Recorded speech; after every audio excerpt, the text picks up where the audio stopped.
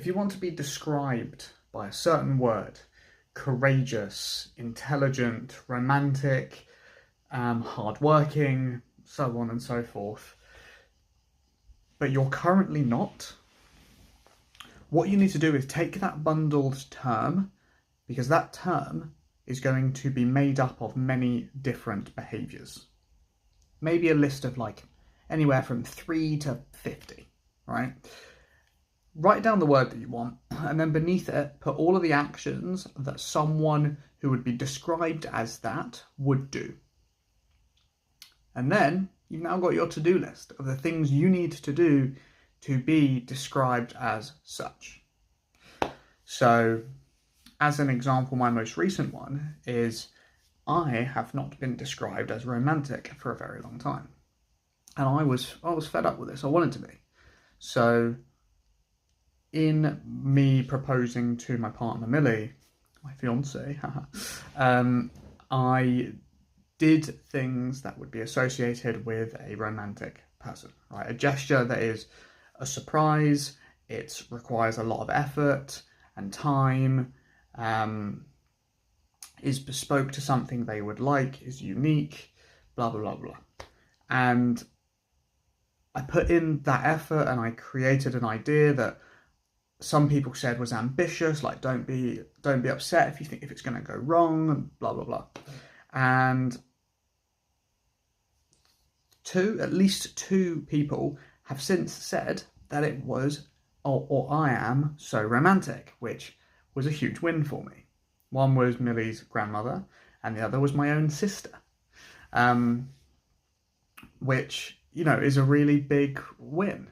And the thing is, you can be described as anything you want by doing the behaviours associated with that thing.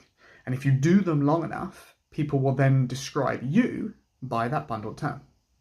And that's it. So as an example, my biggest win for this year was taking one of my sales guys who was a self-certified nerd, Asian guy, glasses, buttoned up checkered shirt, pen in the pocket, loves chess. Like literally, when you imagine a high school nerd, it's him. He's wicked. But he was not someone who was described as charismatic. And for sales, you need to be. So we listed down the traits that are required to be someone who's charismatic.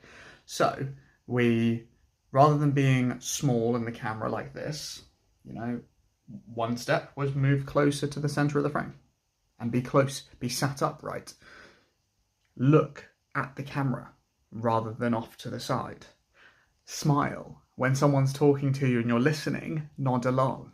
Repeat back what you've heard to clarify that you've understood. Laugh. And like a list of things that we did and we practiced and we role played to the point where he was acting, but we started receiving messages of the thanks of that person who was just so charismatic, and showing him this, he couldn't even believe that it was him. That he didn't feel it. He was like, well, I'm not. And I'm like, but you are doing the things that a charismatic person does. And so if you do that long enough, at what point do you become that person? I think at the point it becomes instinctive, then you would be, but you don't need to be that person all the time. Like, we can choose the personas that we have in the scenarios that we want them.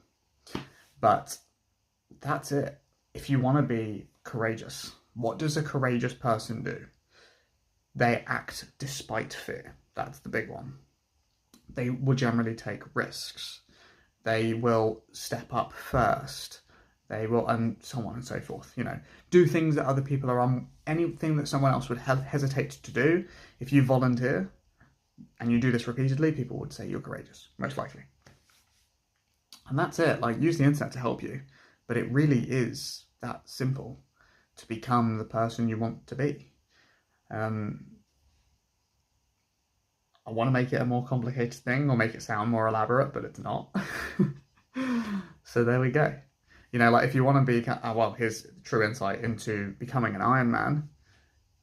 I wanted to be an Ironman, so I had to train like a professional triathlete. And eventually you train at that level and you become one. And that's when you get the title, right? There we go. Hopefully you found this useful. I'd be really interested to see what what adjective, what word you want to be described as, what you see as virtuous. Cool. Let me know. Peace.